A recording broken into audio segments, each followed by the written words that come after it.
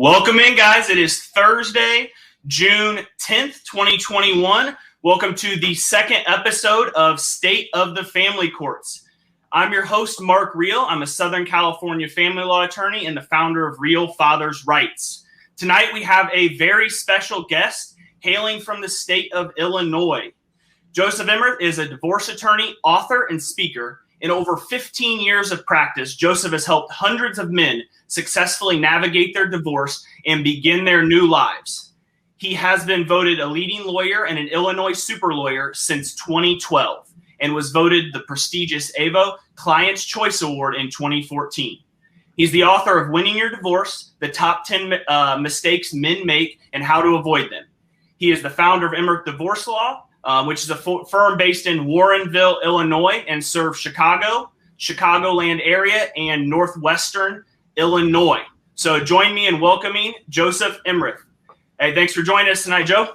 Hey, thanks for having me, Mark. I appreciate it. Yeah, awesome. So we'll go ahead and we'll hop right in to the topics for tonight. So first thing we always cover with all of our guests is we want to talk about the laws in your specific state. And I always reference National Parents Organization because they have a report card on each state's custody laws. So last week we talked about Tennessee. Tennessee had a C in terms of a grade, which is sitting there right there in the middle of the 51 jurisdictions, the 50 states in DC. The state of Illinois grades out as a C minus, so slightly below average. The biggest negative the NPO has on Illinois is there's no statutory preference or presumption of shared parenting. So, Joe, having been at it in the Chicagoland area for over 15 years now, what is the law? How does it work for dads? And really, how does it play out in the courts? Well, I can tell you this, Mark. If you had looked at that grade a couple of years ago, it probably would have been a D. There is no statute with a presumption of shared parenting. It's been promoted and kind of run through the state legislature a couple of times, but it always seems to die in committee. So there's no presumption whatsoever. But it has gotten a little bit better for men in a couple of areas. Approximately 3 years ago, they made some changes to both the child support and the maintenance/alimony statute.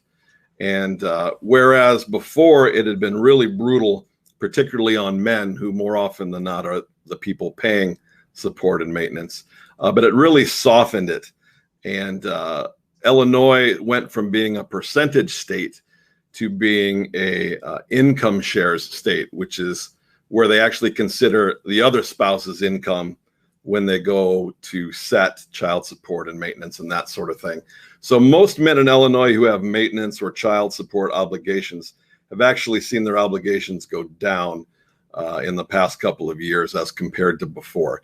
But the lack of a presumption of shared custody is still Illinois' Achilles heel.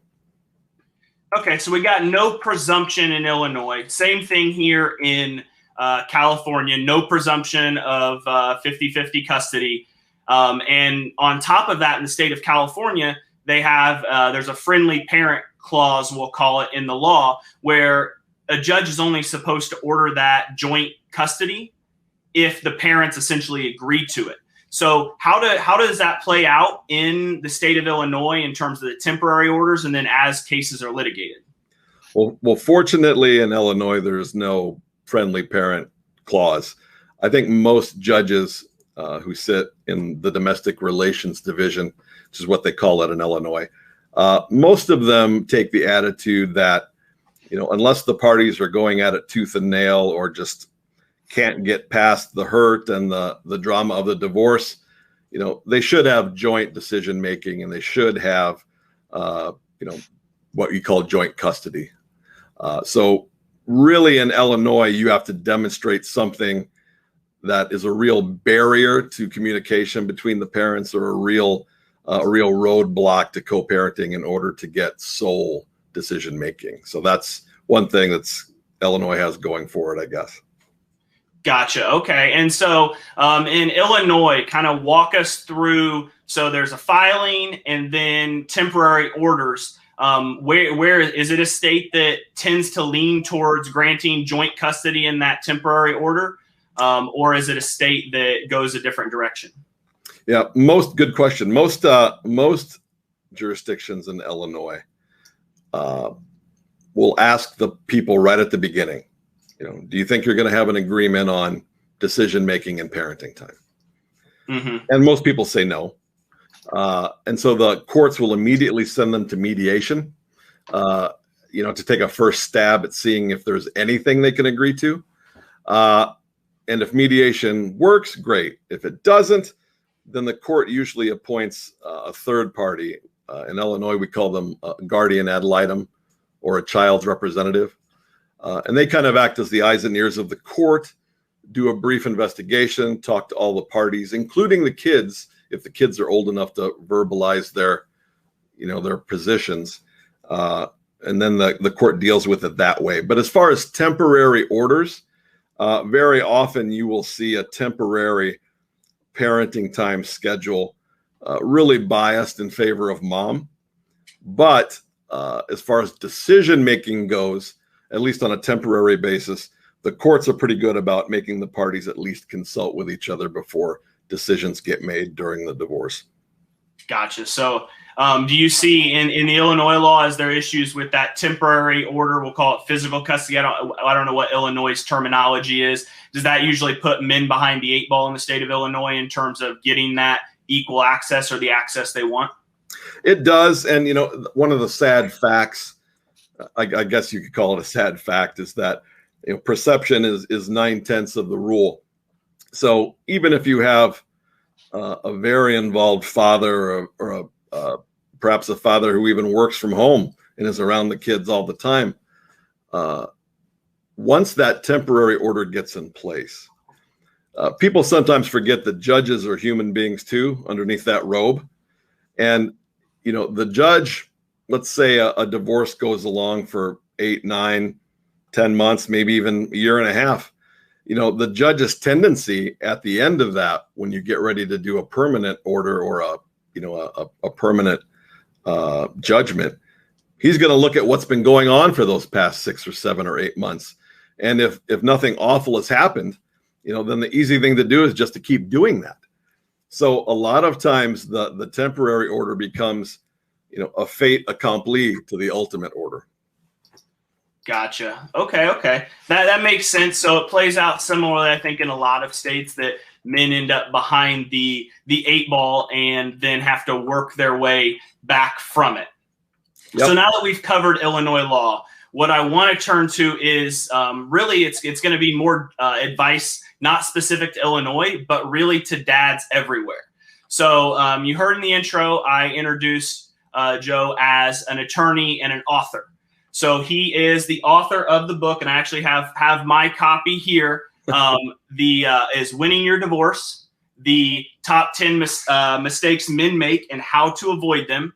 It's a great book. It's a great resource, no matter really where you're at in the process of divorce, or if you're separating from a significant other you co-parent with and you aren't married. Because I think Joe and I were talking before we went live. We see the same handful of issues over and over again in every single man's case. So I'm going to pick off a couple of chapters that I received the most questions on, so we can talk about those. I'm also going to put a link to Joe's book on Amazon in the bio. Not only is it to his book, which is a great resource, but it's a link to Amazon Smile that is linked to donate a portion of the proceeds to the Father's Rights Movement. So click through that link, go through Amazon's Smile, support Joe, educate yourself, and also support the Father's Rights Movement. So the first one here, it's chapter 1 or it's the first chapter of in the book, is moving out of the marital residence.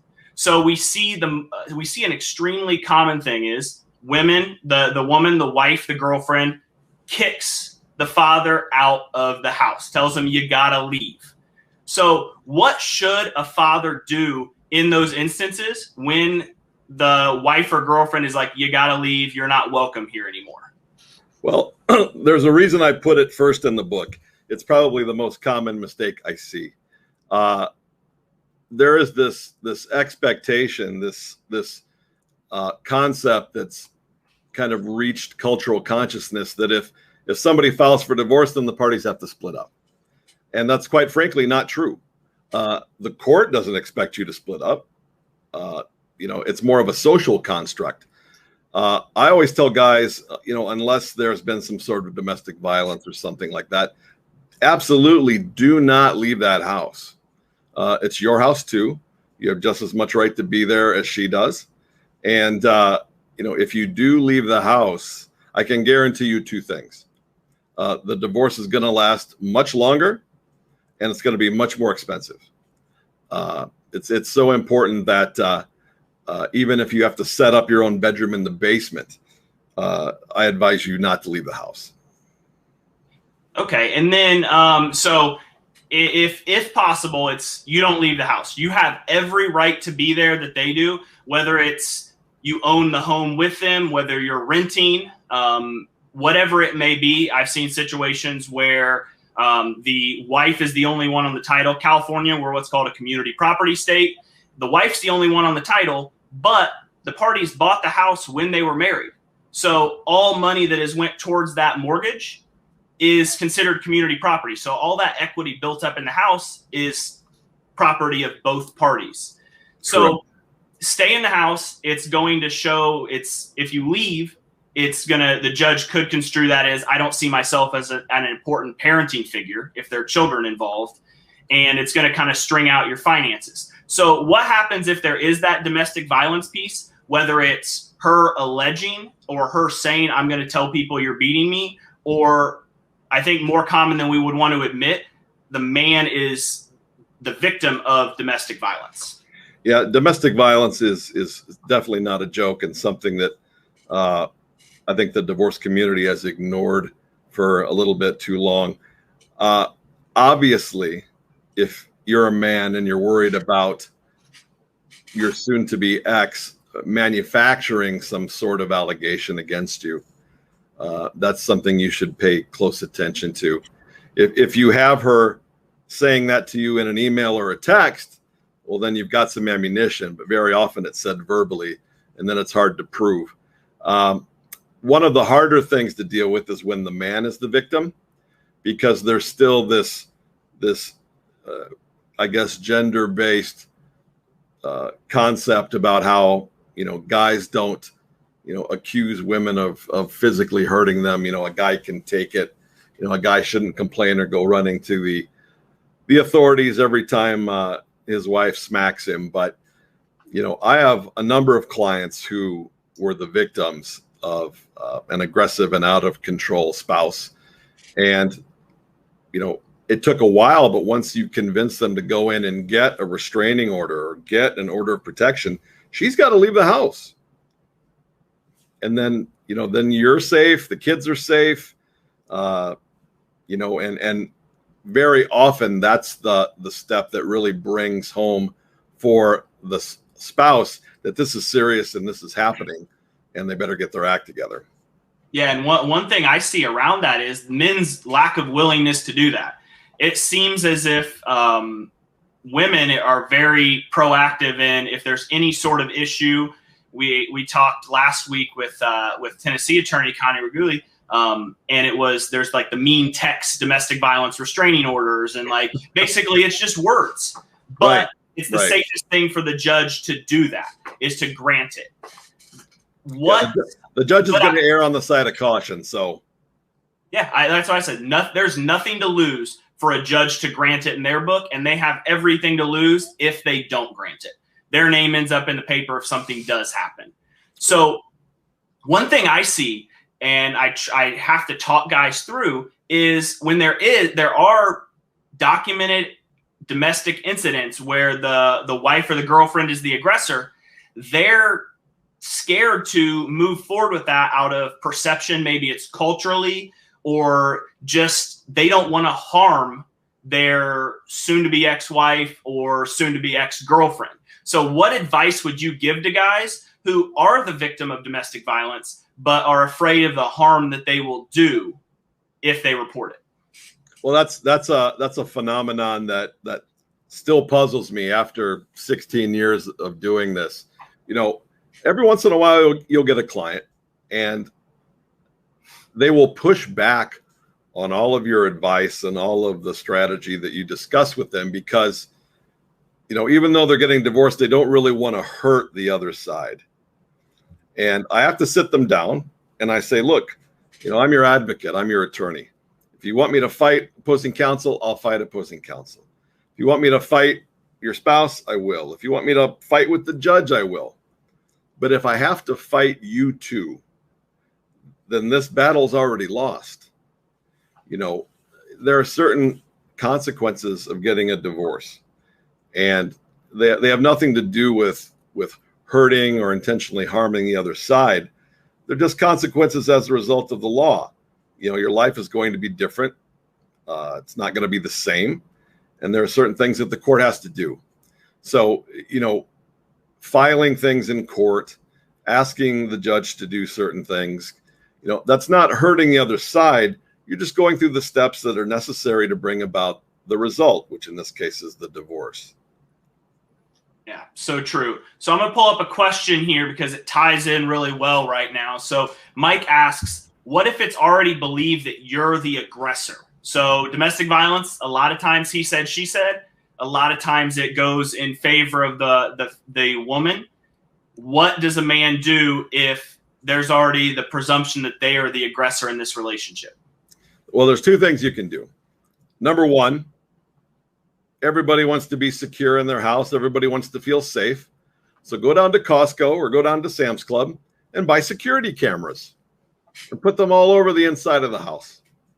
That way, if she attempts to manufacture some sort of scenario against you, you're going to have video evidence. The second thing you can do is start building your case. And what I mean by that is, if she says things to you, if other people tell you that she said things, start keeping a log, start documenting everything you see and everything you hear.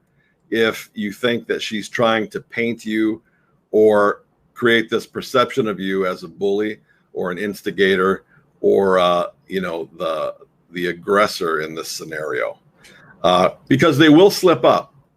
They're either going to say that to somebody who absolutely doesn't believe it, or they're going to send it to somebody on Slack or WeChat or text or Facebook Messenger. That they're going to say it to somebody.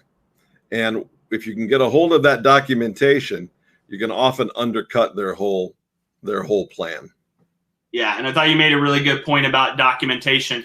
One thing I tell clients is, from the moment that 70% of relationships, the woman is the one who ends. That's the statistics we have right now. From the moment she says she wants it over or you think it's over, you need to go out and buy a journal and you need to just start documenting everything, because they're going to take texts out of context. They're going to do all these things, and it's going to carry a lot of weight if you have this organized journal that shows exactly what you've been doing. That's going to carry more weight than them cutting and pasting text messages or her trying to recall what happened. Absolutely. All right, so we'll move on. This kind of actually plays into the second topic I wanted to talk about tonight. So the chapter of your book is called Sticking Your Head in the Sand and Ignoring the Process. Tell us a little bit about this phenomena that men seem to get involved with. There's this certain percentage of guys who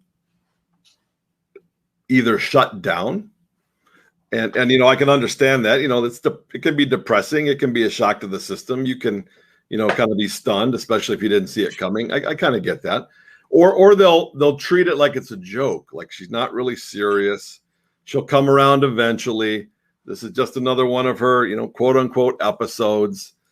She did it to scare me because she wants me to start acting differently. But they and I don't know whether they do that because they believe it or just because they can't accept it, but they will,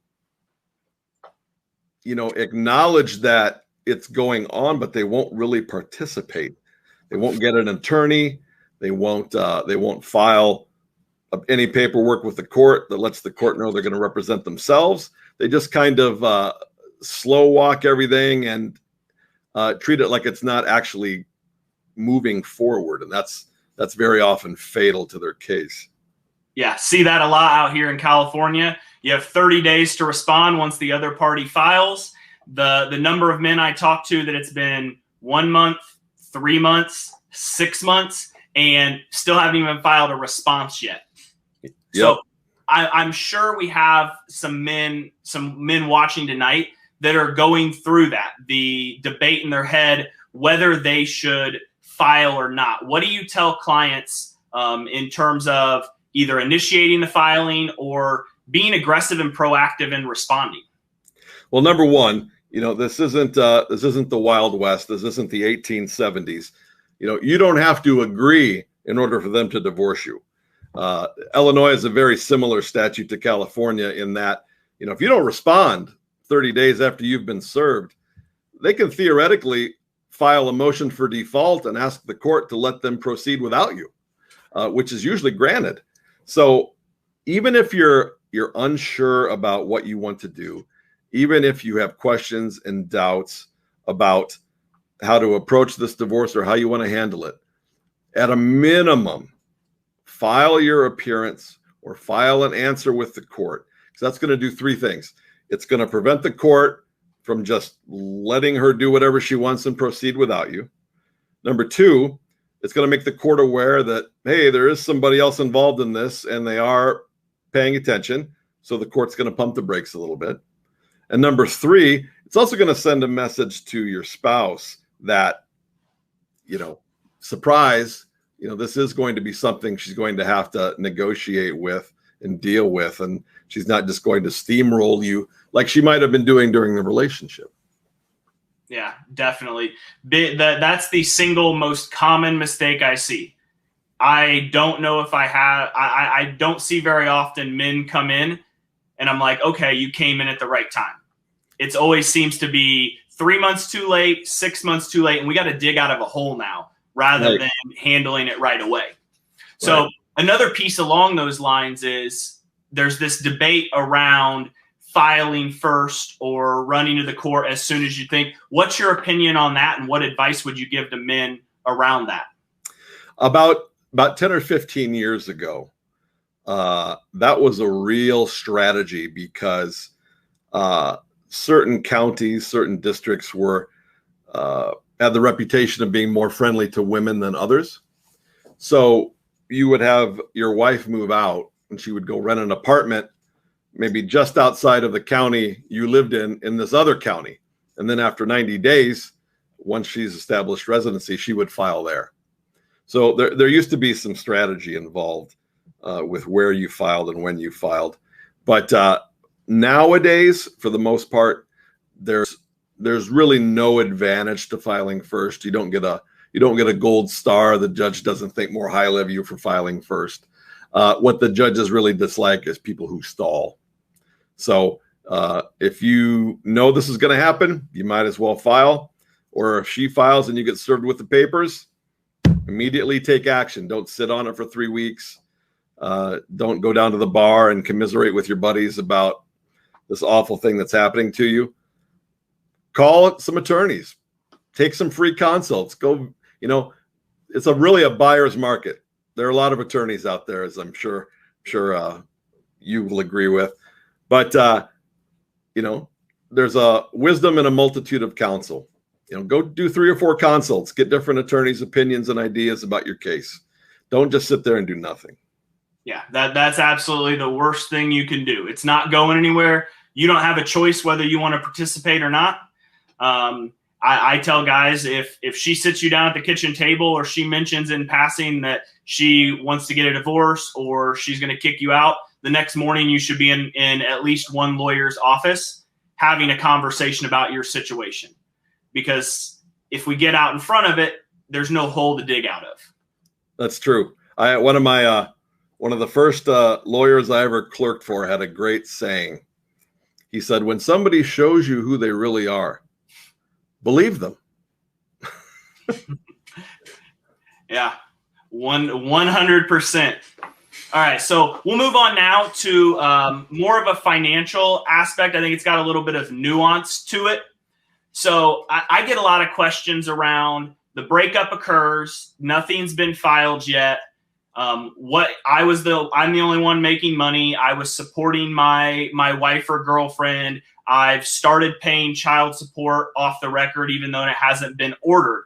So what's the kind of general rule of thumb about cutting off your wife or significant other? This is a problem for a lot of guys, and it's a completely understandable problem. Especially if the divorce is happening because of some event, like you discover your spouse is cheating on you, or, you come home one day and they've moved out. If it starts off particularly bad, there's the tendency on the part of men to fight back. Generally men are competitive. They want to win. So this is somehow and sometimes viewed as a way to strike back. It's like, oh, you want to cheat on me? You want to move out? Fine. I'm going to cut you off. And I understand that. I do. I completely get it. Divorce, more so than some other areas of law, is very emotional at times. And I can sympathize with guys. But if you do that, if you cut her off, you run a very serious risk. And there are several ways that can backfire on you. Number one, you can antagonize her. And what I mean by that is, maybe she was just going to leave and keep to herself. But, if you antagonize her, then maybe she's actually going to go get an attorney. Maybe she's going to file a flurry of motions, haul you into court, and, have the court set some kind of support. So, rather than just giving her what you were giving her, now you're going to have to get an attorney. You're going to have to go to court probably 2 or 3 times. And then the judge is going to order you to pay her something anyway. Plus, you're starting off your case with giving the judge the impression that you're, a total asshole. And that's not how you want to play your cards. Yeah. I've often heard judges remark, especially when you step up the first time, the judge has questions about, is there a parenting schedule? Is everybody being taken care of? If you can tell the judge, Your Honor, the parties have separated, but my client's paying child support voluntarily, even before the court's order, that immediately buys you credibility with the judge. The judge is already put into a space where, okay, this isn't going to be World War III. The parties are doing things responsibly. He's not a jerk. They're trying to do the best they can until we get this settled. And it puts a whole different spin on how the judge views your case. Once again, goes back to the being proactive in your case and not sitting back and waiting. Yep. All right, so we're going to go to a quick commercial break here, show you guys a commercial for the Father's Rights Movement's Equal and Shared Parenting Benefits Program. We'll be right back on the other side. You love your children and want them to have everything. How about both parents? Introducing Equal Shared Parenting Benefits Program. The program is very simple.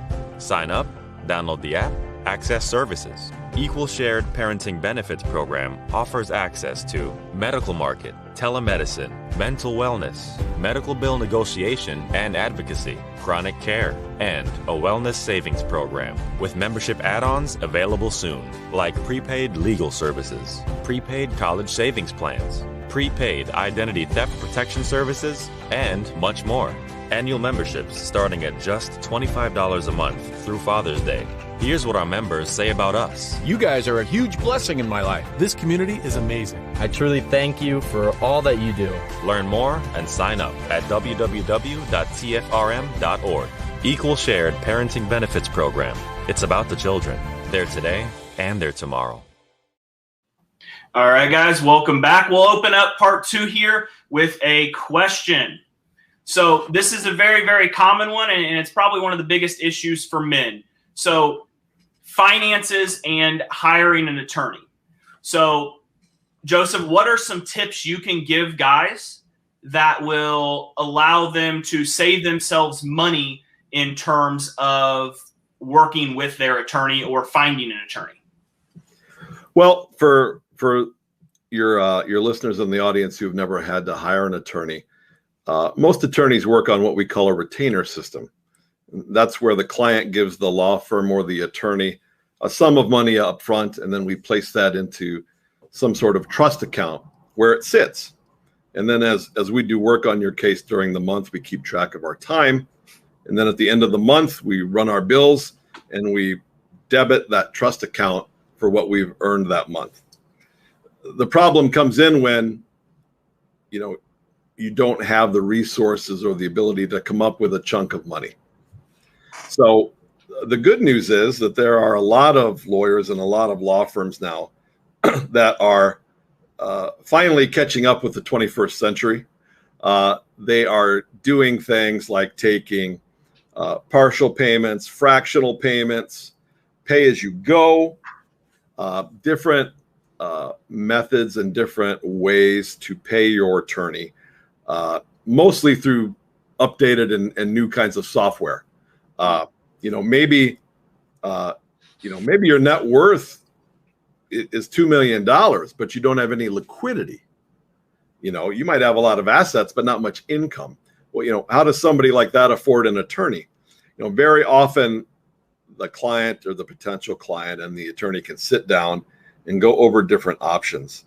And there are a lot more options these days as an alternative to a lump sum retainer up front than there were even 5 years ago. So if any of your listeners are worried about even booking an appointment because they're not sure how they're going to pay for it, don't worry about that right now.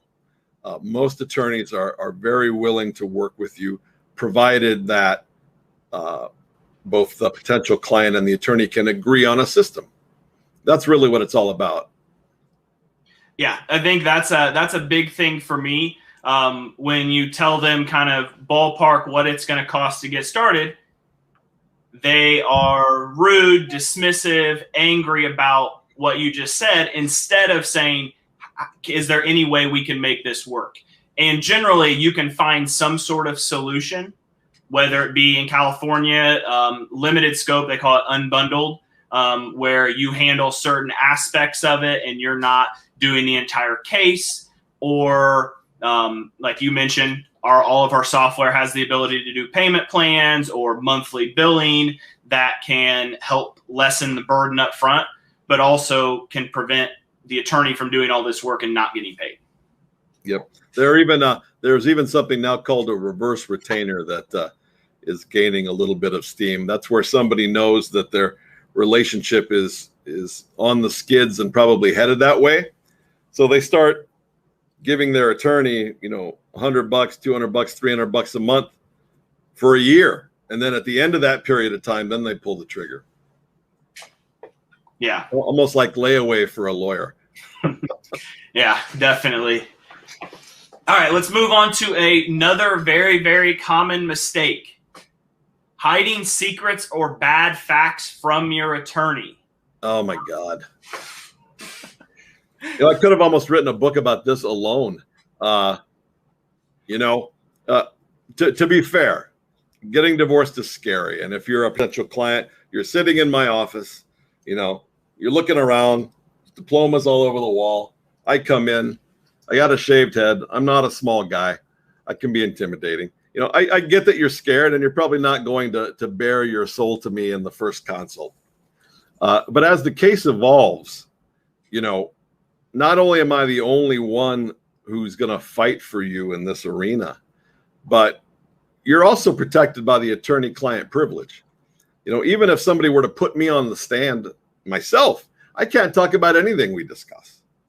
So you're protected not just by politeness and social norms, but also by the law. I can't divulge what we talk about, but not a day goes by that I don't have a client who decides to come clean about 6 months too late. So, or you find out at the hearing. Yeah, opposing counsel tells me something that my guy did. Yes. So, I mean, that's another big piece too, is your strategy. And generally, attorneys can work with bad facts. We can build a strategy around the bad facts, but you have to tell us those bad facts for us to be able to build that strategy. For various reasons, there's less discovery that happens in family cases than you would in a high dollar class action lawsuit or a business lawsuit. And if you don't tell us those facts and we get blindsided by them, I mean, at that point, we're just trying to figure out how to mitigate the damage rather than being proactive. Every case has bad facts and good facts. And it's the attorney's job to build the strategy. And I thought Connie last week had a very good point. It's the client owns the facts. You have to tell the attorney the facts. You're the one that owns those in your case. And it's the attorney's job to build you out a strategy that's going to most effectively get you to where you want to go with those facts. Think about it. Think about it like poker. You know, you don't always get dealt a perfect hand.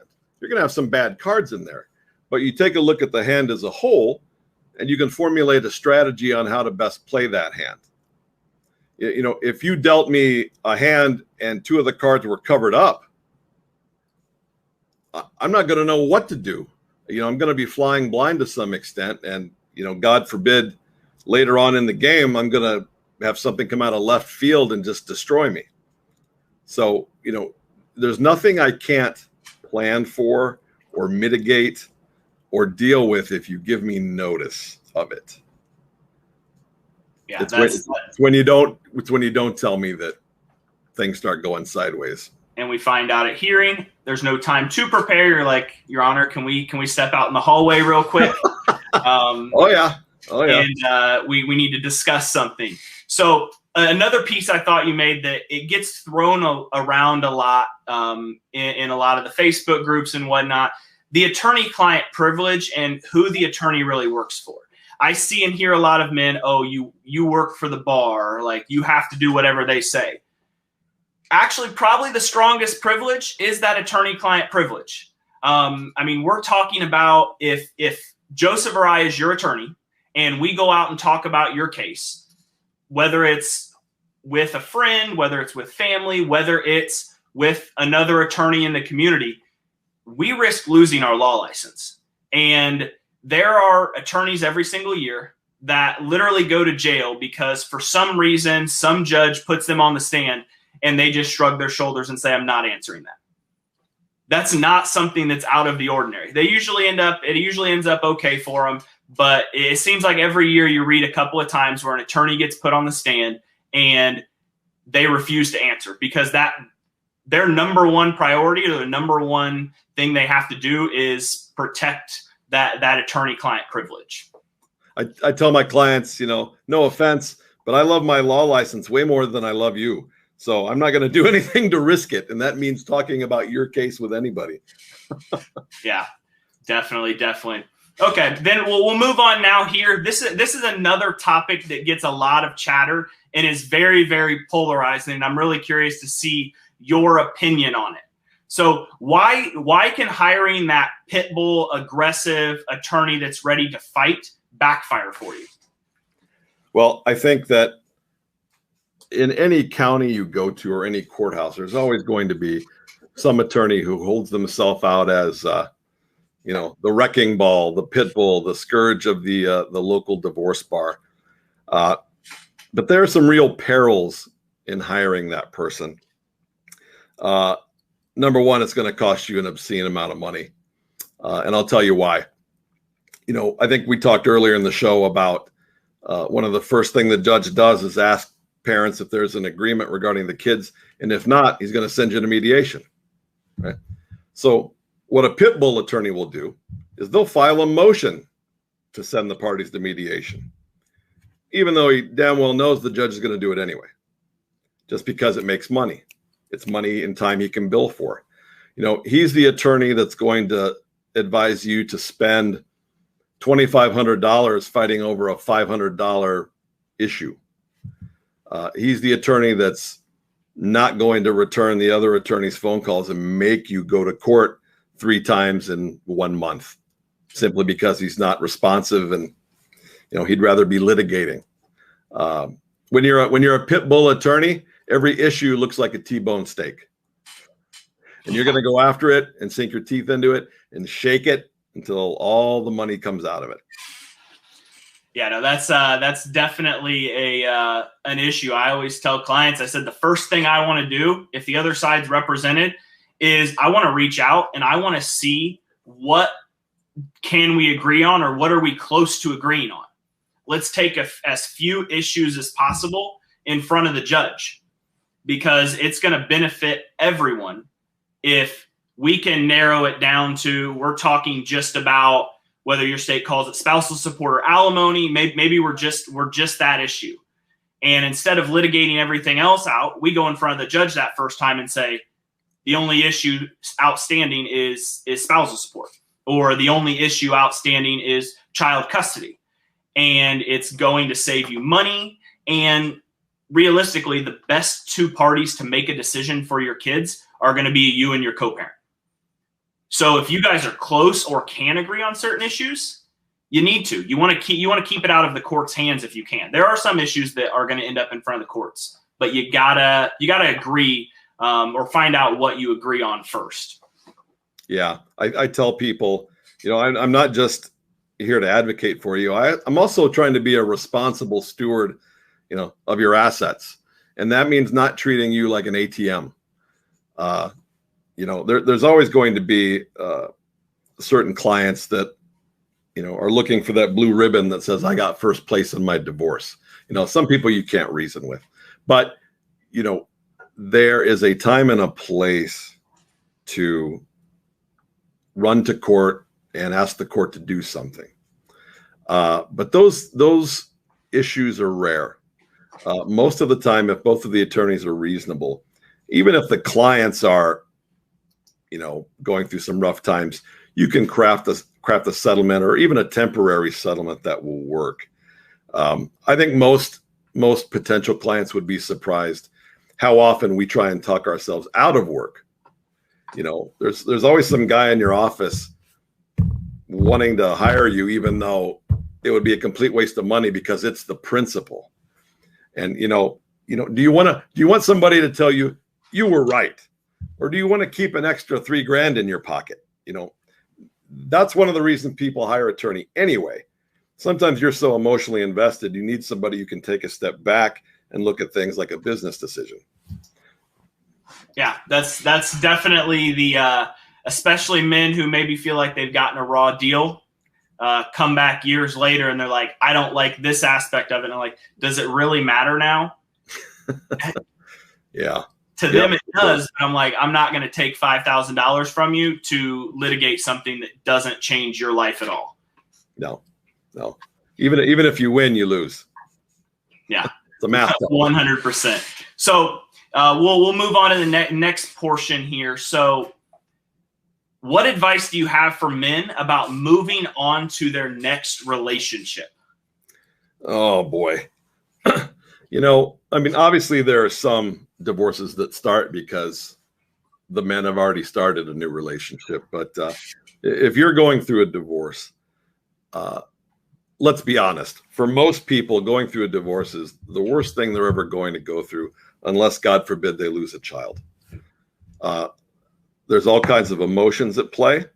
Some of them are easily discernible. Some you don't realize until much later down the road.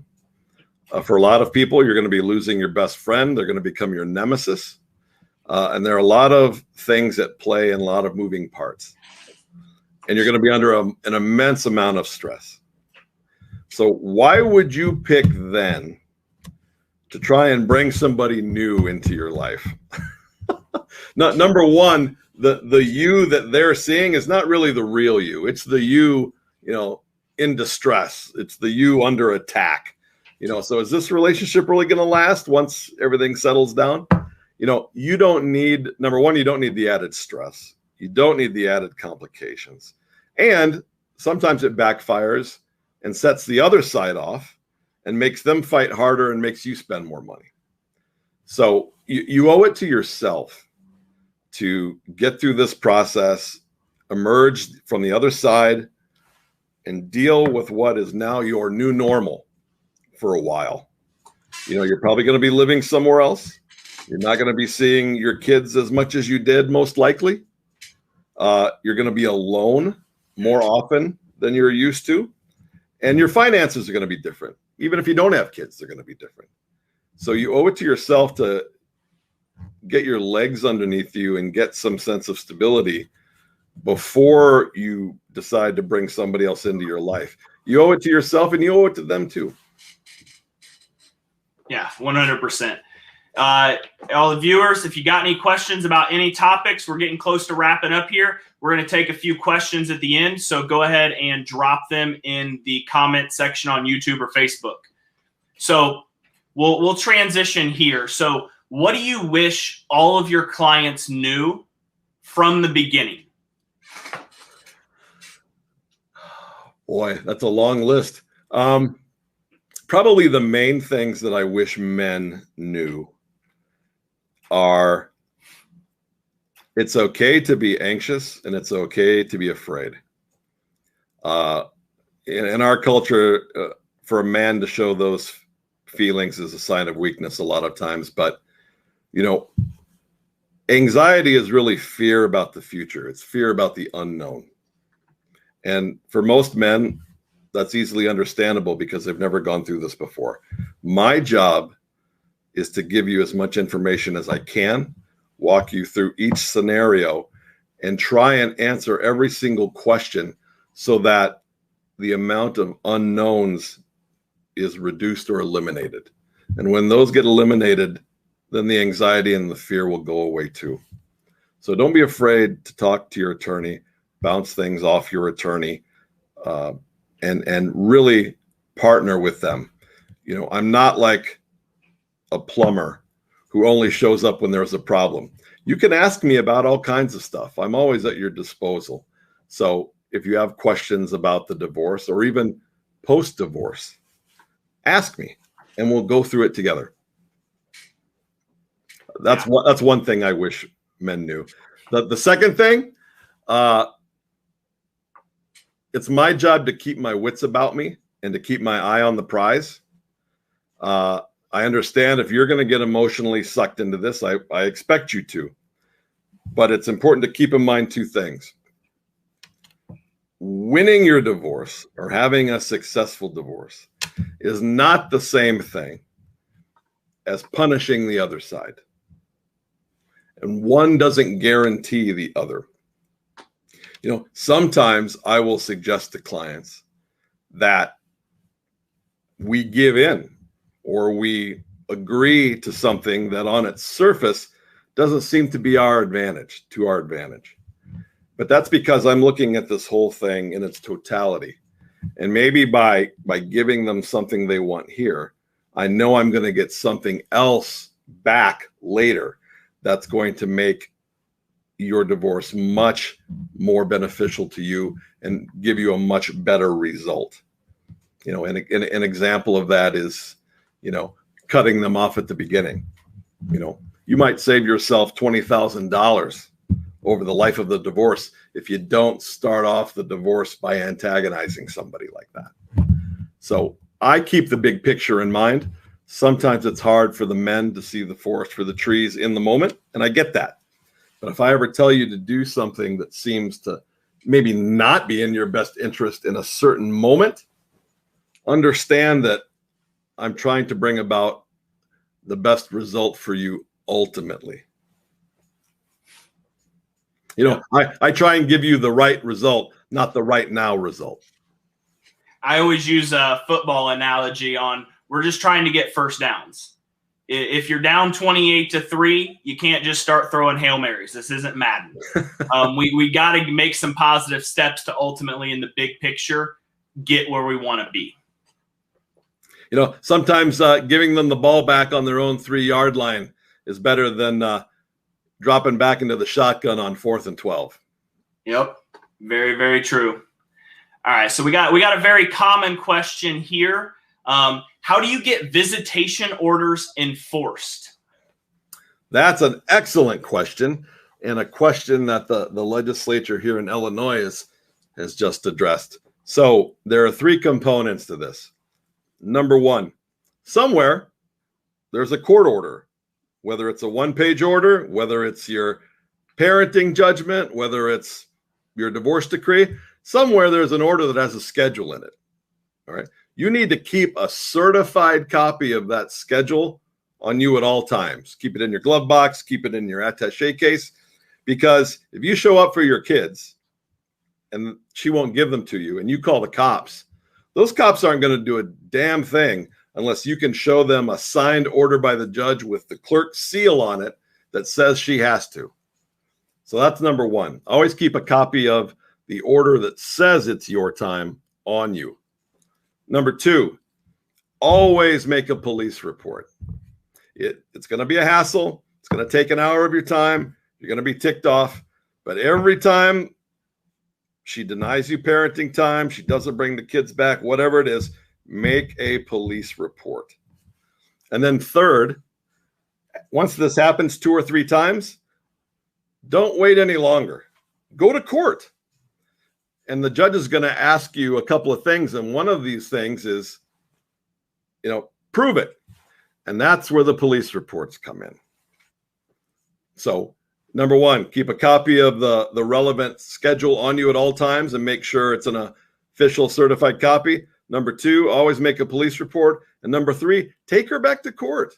Once you have a range of events, 3 or 4 events, don't let it just keep happening, because if you let it keep happening for 8 or 9 months and then take her back to court, the judge isn't even going to think you're serious. Otherwise, why'd you let it go for 8 or 9 months? Yep. See it often. Oh, it's been 6 months. It's been 9 months. Where were you when this first started? At one judge said I remember this vividly because it pissed me off. One judge said, this has been going on for a year. This isn't a violation. This is the new normal. So don't let it keep happening. Handful of times and then go to court. Yeah, definitely. Doing nothing, at least out here in California, I've seen tendency that if you're proactive and you show you're trying to be as involved as possible, at minimum, each time you go in front of the judge and say this is happening, even if they dismiss it and they don't do anything about it, which can be extremely frustrating, you're still painting that picture to the judge. Right. And I guarantee if you go back in front of them a second time, a month later, 2 months later, then they're going to think, oh, okay, there is really something going on here. Maybe I need to address this. Just don't give up. Yeah.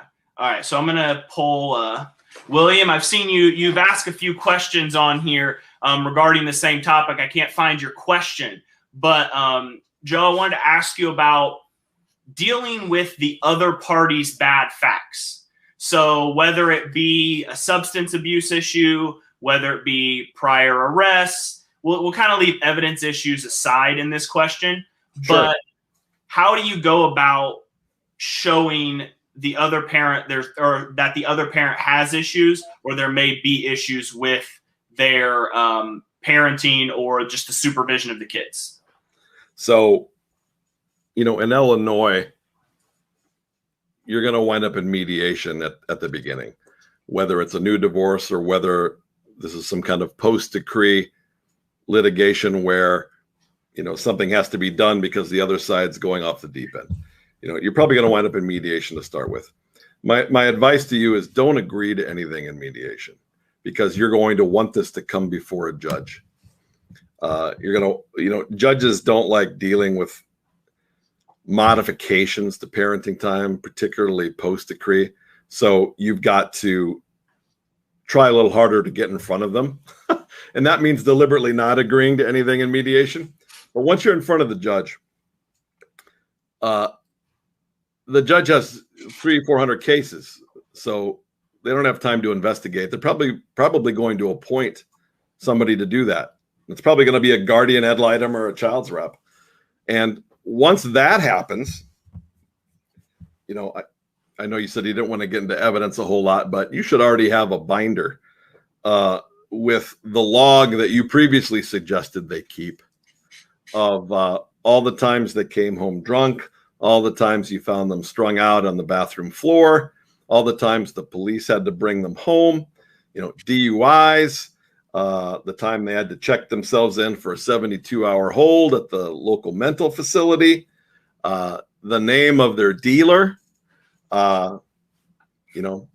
pictures. If you have pictures, you should always be prepared to show somebody, whether that's her relatives or a judge or a policeman or a DCFS or a child's protective services worker, what's going on. And, he said, she said doesn't get you anywhere in court. You're going to need to have to produce something, even if it's 12 months of credit card receipts showing that she's spending $600 a month down at Shorty's Liquors. You got to be able to show something, but you should be prepared to show something. So keep that log, keep that binder, and be ready. That binder solves a lot of the problems that we've talked about tonight. If you keep an organized binder, the attorney's going to have to spend less time putting your timeline together. And if we're able to just submit like, hey, here's the journal entries. These were taken at the time of the events. It's going to be a lot more credible. So we'll take one last question. I guess this is more of a topic than a question. So in Illinois and in general, kind of want to address if there's maybe some mental issues or substance abuse issues in the past for you, and then if there are for your spouse. I've seen that typically, especially with substance abuse, it's a lot of times it's not just one party. True. Fun fact, it usually is, despite one of them's pointing and saying they have a drug or alcohol problem, almost guarantee you the other one was partying with them just a year earlier. So if you have some substance abuse issues in your past, or maybe there's some mental issues, like in this, it mentions bipolar disorder, how can you address that if it's your issue? And then how do you address that if to the court, if it is your co-parent? So the courts are very familiar with the scenario that you described. I remember a hearing when I was a brand new lawyer where one side accused the other of doing coke, and they said, yeah, you gave it to me. So you always want to watch out for that. But the court's very familiar with scenarios where if they could, they would give the kids to a third party and neither parent. So if both of you have challenges with mental health or with addiction or substance abuse, the way to differentiate yourself from the other spouse is to, number one, become completely clean and be honest about it. If one person says, yeah, I smoke weed every morning, or, I do crack on the weekends with my friends, and the other side completely denies it, you're setting yourselves up, because the court's going to have both of you tested eventually, and then the truth's going to come out. Another way to differentiate yourself is to seek help. It doesn't matter if, you've both been in and out of treatment. If you're the only one still pursuing treatment, if you're the only one still trying to work on your issues or get better, you're immediately going to be a better alternative for the judge than your spouse. Sometimes it really does come down in the judge's mind to the lesser of two risks. And a person who's at least willing to try to work on their problems is an infinitely better option than a person who denies they have any problems. So if it's a case where both of you are in a similar situation, be honest about it, and then try and get help and demonstrate to the court that you're trying to get help. If it's your significant other, if they're not trying to get help, or they don't want help, or they deny it, you really don't have to do anything. They're going to sink their own ship. But if they are trying to get help, if they are trying to better themselves, then you'd better believe you'd better be trying to, because otherwise the judge is going to look to them as the lesser of two risks. Yeah. All right. So I see this comment, and I just can't help, but I know you'll want to address this as well too, because I think we've probably all seen this. So Lee says, he said a binder. I got a big box that weighs 50 pounds of evidence, text, emails, testimony, and the judge didn't give a fuck. I'll let you touch that first on probably why that didn't happen and what your advice would be in working with your attorney when there are volumes of evidence. I don't know this gentleman's particular circumstance, and I don't know the facts of his case. But usually when somebody's in my office and they say something like that, it usually means one of three things. Either they didn't have an attorney and they tried to represent themselves, which meant that they didn't know how to get some of these things into evidence. Or this is the fifth time they've been back to court in 6 months and the judge is tired of seeing them. Or you had a really bad attorney. And if that's the case, then I'm sorry. Not all attorneys are created equal. Some are better than others. That's one of the reasons I suggest you get consults with 3 or 4 different attorneys. There are some attorneys that have personalities that maybe you just are going to work better with than others. But it's unfortunate that happened to him, and I don't know the particulars. But generally speaking, when something like that happens, it's one of those 3 things. Yeah, when I see something like that, usually my first question is, what was the strategy and what was relevant to that strategy? Yeah. Because as you mentioned earlier, I mean, a judge out here in Southern California, they may see 100 cases in their morning call, and then they have 2 or 3 trials in the afternoon in the same week. There's a lot of information going through their heads, and they see you once every 3 to 6 months. So in terms of evidence, it's usually effective if you find your most valuable pieces of evidence that prove your point and create a narrative rather than just inundating with the court with hundreds of pages, because it's not feasible for the judge and their staff to dig through all of that stuff. Yeah, the relevance part's a big key. No judge is going to care that your spouse got caught with half an ounce of weeds 15 years ago. Nobody cares. So the best person who can advise you as to what's really going to be relevant or not is your attorney. Yeah, definitely. All right, so we'll kind of wrap up here, and what I want to do is turn it over to you to give kind of final words of wisdom to all of our viewers that may be just starting out on this journey. Maybe I've seen some people mention 7-8 years in. What are your nuggets? What are your words of wisdom for men everywhere that are kind of caught up in the system and feel lost? I would tell them it's okay to be afraid, and it's okay to not have all the answers. That's normal.